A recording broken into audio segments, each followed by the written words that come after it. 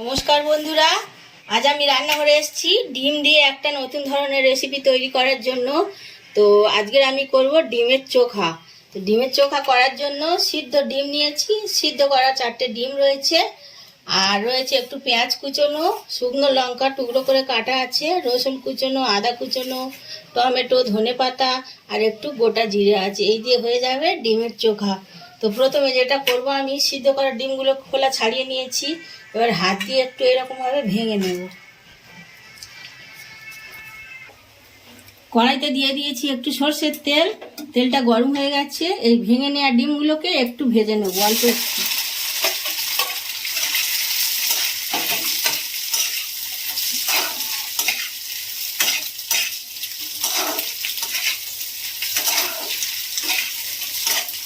এবারে এটাকে নাড়িয়ে নিচ্ছি।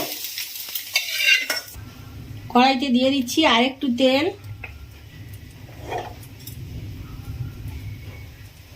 তেলের ওপরে অল্প একটু গোটা জিরে আর কুচনো আদা, রসুন কুচনো, পেঁয়াজ আর লঙ্কাটাও দিয়ে দিলাম, টমেটোটাও দিয়ে দিচ্ছি। একসঙ্গে এটাকে ভালোভাবে কষিয়ে নেব। মশলাটা ভালোভাবে কষানো হয়ে গেছে। এবারে ভেজে রাখা ডিমগুলো এর উপর থেকে ছেড়ে দিচ্ছি। দিয়ে দিচ্ছি পরিমাণ মতো নুন।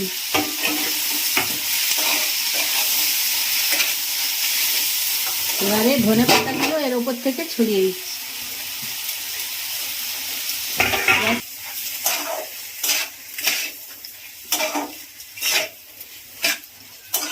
তৈরি হয়ে গেছে ডিমের চোখা। বন্ধুরা, খুব কম সময়ে কম উপকরণে ডিম দিয়ে একটা নতুন ধরনের রেসিপি শেয়ার করলাম। ভালো লাগলে অবশ্যই লাইক করবেন।